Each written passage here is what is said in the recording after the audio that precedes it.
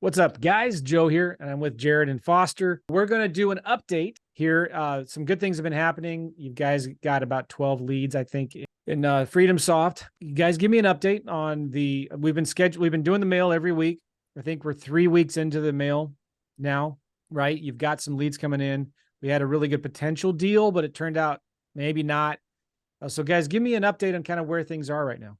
Yeah, we got our first contract signed. So Sweet. sent the offer. We initially offered 17 or about 15 to 17. That might not be the range that we want to be at when we saw some comps. So we went back to the seller, negotiated 12.5. She accepted and signed our offer. And then we signed it. And in the meantime, we've sent out, or we will have by the end of tonight, another 2 offers out. Now, have you already gotten a verbal from them on the phone, or what are you doing there? Yeah, so the 2 that will go out tonight, spoke with last night, gave them a rough estimate of what the offer would be. They liked it. Obviously, they said they might come back with a counter. They have some other decision makers that they need to talk to.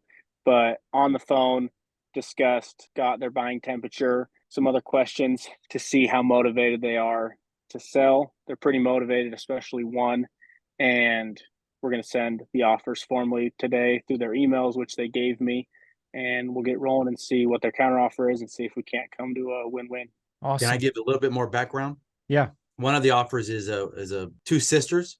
Dad passed away. They own the land, got it through probate, and she's very motivated. So she wants to sell it. Foster did an awesome job because she threw out what you would call objections that some people could get caught up on. Like I heard the first phone call because it was recorded in Freedom Soft, and they're saying, well, we had a low offer and a high offer, so we'll see where you're at.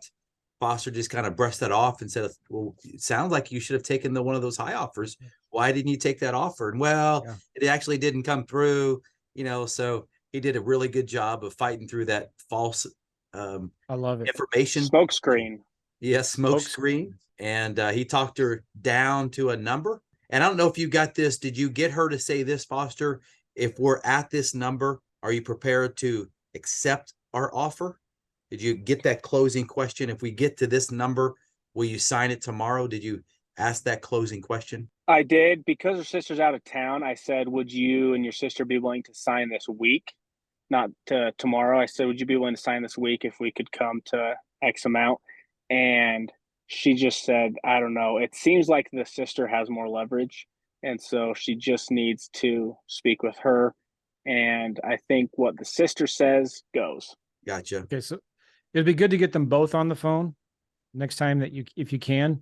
Ideally, when you're negotiating the terms, you want to make sure the decision makers are both on the phone, if it's a husband and a wife, right? And try to get that verbal commitment from them on the phone together before you send them an offer. But it's fine. You just got to do maybe a little more aggressive follow-up, because sometimes sellers will say, listen, just send me an offer to get you off the phone, right? Mm-hmm. So I always like to get and you did a good job with this. I'm just reaffirming this. You always want to try to get a verbal commitment, at least, of a decision of a yes or a no, or some kind of deadline when you're going to get a yes or a no before you send the offer. So this forces then the issue of who needs to make these decisions, right? And can we just do this right now? But that's awesome. Okay, cool. So the deal that we got under contract for $12,500. This was the deal we looked at earlier, right? This is kind of a questionable property. Right. Don't know. In the wetlands. It's in a wetland. It's next to some new subdivisions, new construction, but there's not much activity in this right across the street. But maybe, I think you got a good price. We'll find out. If you don't mind, we did tell her, hey, this is what we're going to offer. This is what the lowest you would accept. But I want to be honest with you.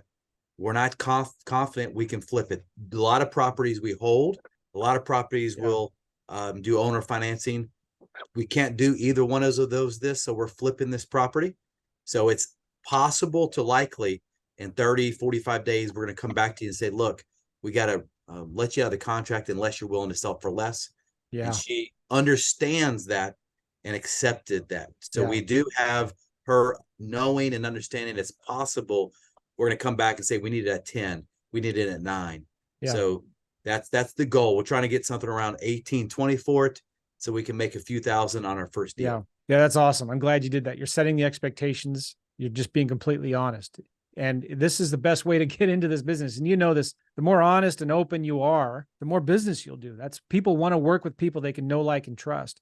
And you've got to always be upfront and honest with sellers and tell them what you're doing. We're in this business to make a profit. We are not retail buyers. We're not going to pay you full price for your property. If you got a better offer, you should take it, because we're not going to be able to get you the best and highest offer. So that's cool. Now, well, I say this all the time too, and I did this. I've done this a lot over the years. Sometimes, like, you just got to get the property under contract at the lowest price that you can, right? Because it's always easier to negotiate a lower price after you already have it under contract.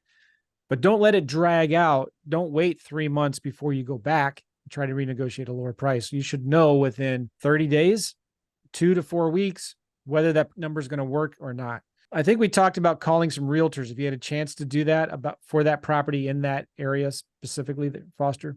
Yeah, I got some awesome information. A realtor who's been doing it for a good amount of time by the name of Lindsay was very willing to share great information, was able to build some rapport so that he feels like he's got a contact that he can reach out to, an investor per se. And so that was a good relationship builder. And now that we have the property under contract, I'm going to go back to him and see what he thinks about marketing it. Nice. Let me know if he's willing to market it for you before you own it. Because if he's not, I know some other realtors that can help you.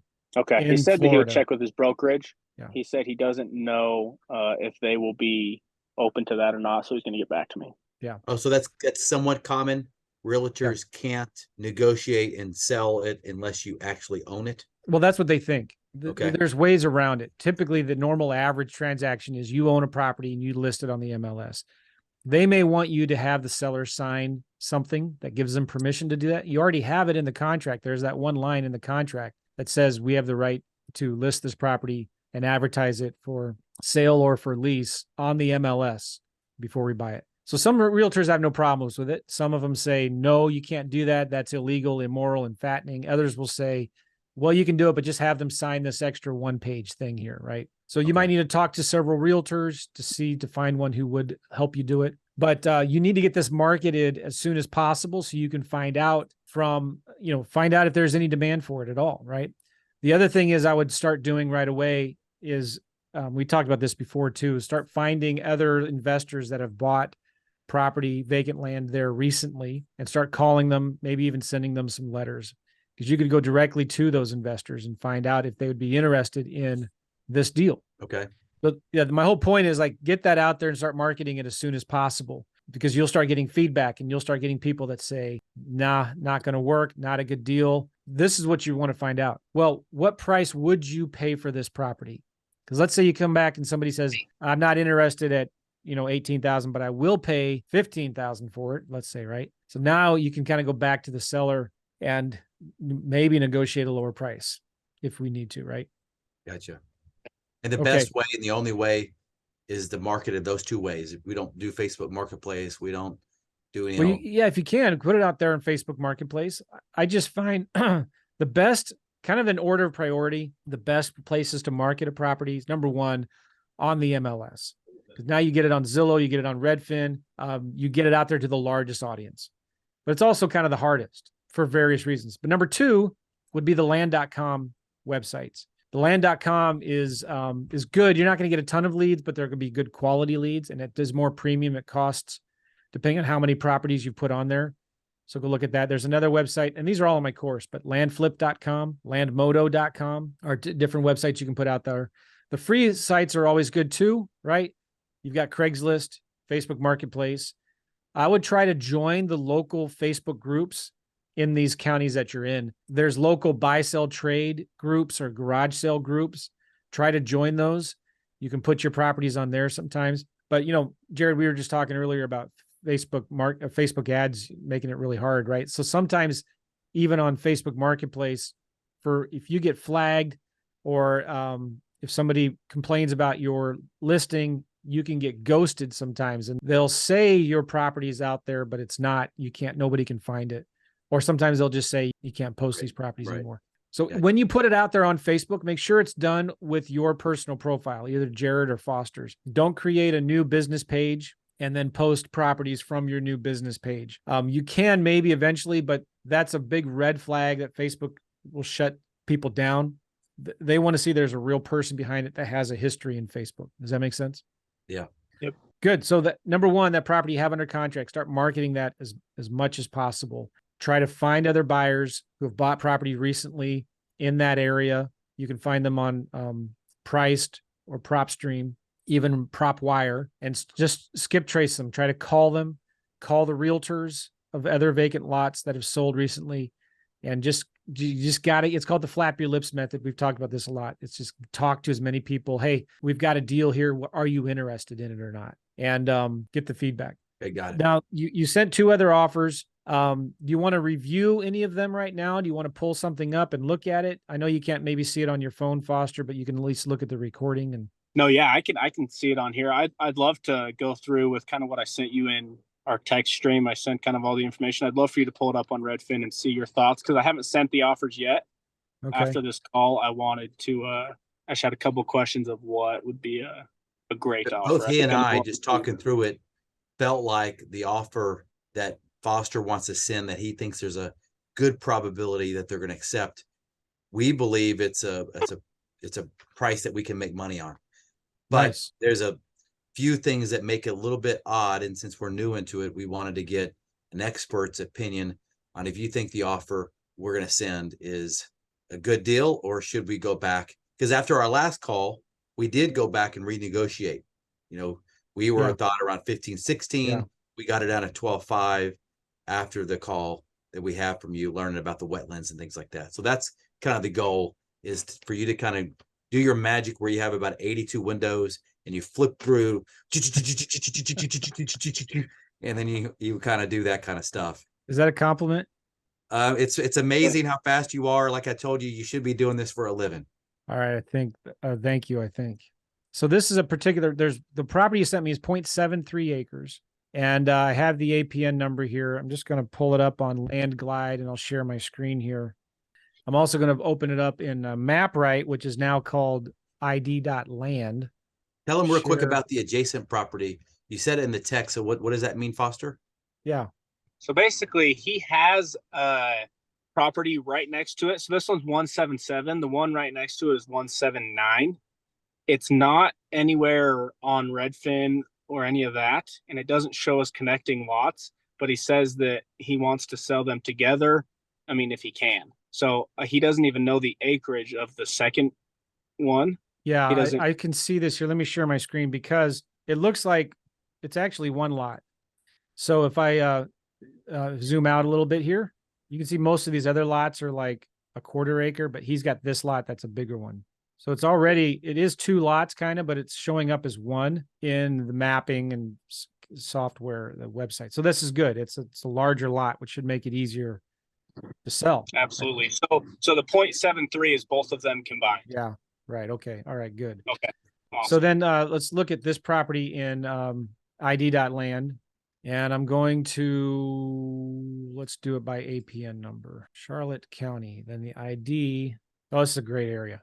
I like this area a lot. Oh, there's a golf course just to the right of it. It's awesome. Yeah, nice. If you look at it, if you zoom out on a map, kind of see where it is in relation to everything else. There's Cape Coral, Fort Myers, right there, right? Or Naples. That's Naples down there.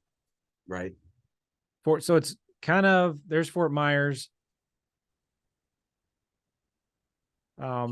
Well, shoot, I just lost it. Let me go back here. I mean, from what I've looked, I mean, I want to jump all over this thing. Yeah. If you look at the satellite, there's a lot of new home construction there. This is a beautiful area. So you can be a little more aggressive, less aggressive maybe on the pricing on this. Now, one of the things I like to do is just look at the wetland area. This is Florida. It's common to be in wetlands or floodplains. And so, practically the whole state of Florida is a floodplain. So it's blue, not a big deal. I say it's not a big deal because look, there's a bunch of homes being built in that blue area, right? The other thing I like to look at then is wetlands. This is a little bigger deal. You can see, even in some areas where property isn't a wetland, there's a house on it.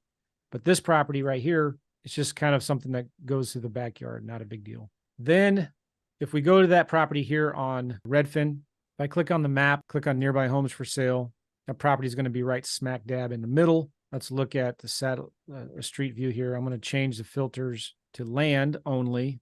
Under contract, pending, active. I'm going to sort this from low to high. And I'm going to set a lot size filter. Let's do a 1/4 acre to 1 acre. Now, okay, ours is 0.73, but you don't want to do a 1/2 acre to 1 acre because most of these lots are smaller than that. So if I'm going to zoom out again, there's 20 properties in this area. The cheapest 0.35 acre lot is 35 grand. So this is kind of our competition. I'm going to do a price filter max of, let's do 100,000. So now I have 17, right? And there's this doohickey from Pebble. And I'm going to, can you see the little pop-up? Yeah. Uh-huh. Okay. So this just went and scraped all of those properties on the right-hand side, and it's giving me the average price per acre. And this is all sorted from low to high. So I'm just going to pick the top, let's just say 10. Then I scroll down here. Now it's in saved. The median price per acre is about 167,000. And the average price per acre is 162,000. So I'm just going to pick the lower one. I'm just writing this down, 162,778 per acre. Now these are active pricing. So I'm going to go back to here and I'm going to change this now to solds. Last 6 months. I'm going to click done. I'm going to zoom out a little bit to get more. All right, so now there's 20 in here. And I'm going to do the Pebble doohickey again here. Clear all. And I'm just going to bring over the top, the lowest 10. And you can see then the average price per acre is $95,000. So quite a big difference, right?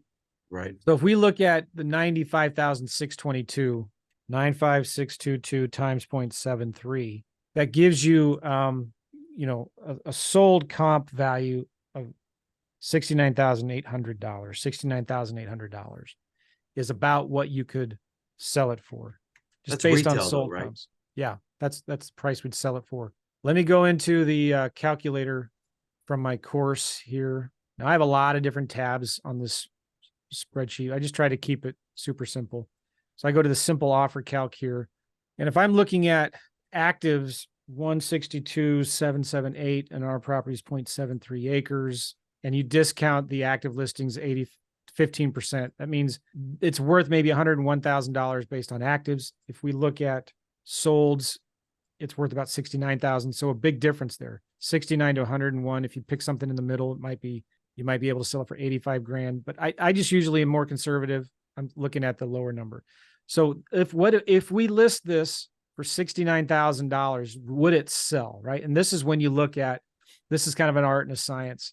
You look at the active listings in the area. Would a 0.73 acre sell for $69,000 when you can buy a 0.3 acre lot for 27,000, 33,000, 35,000, right? Well, if you double that, that's going to be about 66,000. I'm just thinking again, what would I need to price this property for to sell it quickly in 1 or 2 months? And see, everything here is like 0.3 to 0.4 acres. And I think if you sold a 0.7 acre property for 59,000, like get it right under 60,000, that might be a good place to start. Does that make sense? Yeah. Mm-hmm. So if we listed it for 59,950, let's say, and you want to make a minimum of 10 grand profit and you pay a realtor maybe 8% commission. So the realtor's going to get about $5,000 if you sell this deal, and maybe give them a $500 bonus that's up to you. Just keep it simple, do 0. You've got $500 in photography, maybe $1,500 in closing costs. So the most you could offer would be about 43 grand. If you're going to sell it for 59,950, if you offered 43 grand after all your expenses and costs, you'd make $10,000 wholesale profit. Now you might want to say, let's make 15 grand. So that puts you at about 32 grand. Now, having said that, general rule of thumb, I try not to offer more than 50% of what the property's worth. With vacant land, you should be able to do that. But Charlotte County is a more competitive market. There's much higher demand. So if you were to do 50%, that would put you at 29,000. So you kind of want to be, maybe you offer 38 that's your highest offer. Maybe you start at 30 and maybe you climb up to 38. Now, you got it under contract for 41. I think that's good. Well, no, I haven't sent it to him yet. Oh, you haven't? Has he verbally said what he would accept? No, he said you send me an offer close to 40 grand and we'll talk tomorrow. Okay. Yeah. I think you'll find out pretty quick. If you do get it under contract for the lowest price that you can get, I mean, try to maybe get it under contract for 38. See if, just see how that goes. But you'll find out if you put it out there on the market, it's a bigger property than everything else. I think you have that going for you. But the first thing you'll do is you'll click this to solds, look in the last 6 months, and you've got 20. Let me remove the price filter. You've got 20 vacant lots here that will have realtors that have sold properties. You should call them all because they probably have buyers that are looking for more land here, right? Most of these are buyers that are going to build a home, right? They're custom built home owners. A lot of them are speculators, man. They're just like, they want a place where they can park their money because this is going to be growing. Okay. So they're not going to build a house soon. They might park it there for a year or two and wait for it to grow even more for a homeowner to come in and buy it. So look, this zip code is 33947, right? 33947. I like to go into Propstream Joe and look at this and just let's see what kind of activity has happened in this zip code and see who are these active buyers recently. If I go to quick list choices, vacant, I know this is really small, just bear with me here. And I go to ownership info. I want to find who are the investors that have bought something in the last 3 months. So since July, and they own over 5 properties already. And these are owner occupieds. No. Look at this. In that one zip code in this area right here, there's 56 properties that have been purchased by an investor, somebody who's an absentee owner, in the last 3 months that owns over 5 properties already. And I'll go ahead and send this to you. Now, there's probably some duplicates in here, but these are people that I would skip trace and call. Just Google them, try to find a phone number. I would send them a letter. Remember that handwritten motivated buyer yellow letter I showed you? I would send them a letter. In fact, let me show you real quick what that letter looks like. We can do it right here out of FreedomSoft, right? I'd recommend just do it manually. You can do it in FreedomSoft, but I'll explain why it's just better to get it done. For a handwritten yellow letter, it's better to do it by hand because they'll send it in a window envelope and the window envelope will be white. When you send this done by hand, you can crumple up the letter. Remember we talked about that before? You crumple up the letter, reopen it, fold it into fourths, and send this. But basically, it's going to be in handwriting at the top. Urgent. I desperately need to sell my vacant lot close to the one you own near city and county state. I've had it on the market for some time now, and I can't wait any longer. If you're looking to buy more land in the area, call me. I'll tell you all about it. The title is clear. Taxes are paid. It's great shape. It's 0.73 acres, and I need it sold today, exclamation point. Call me. Please make me a cash offer right now. Phone number, your name. Okay. Do 25, 30 of those, 50 of them. Crumple it up like I talked about. Crumple it up, fold it back into fours, handwritten envelopes. Send these right away to these people that own property in that area. Hey guys, thank you so much for watching these videos. If you like my channel at all, please hit the subscribe button. Get the notification bell thing clicked so you can get notified when new videos come out. Really appreciate it. If you like this video, please give me a thumbs up. Comment down below, all right? Thank you.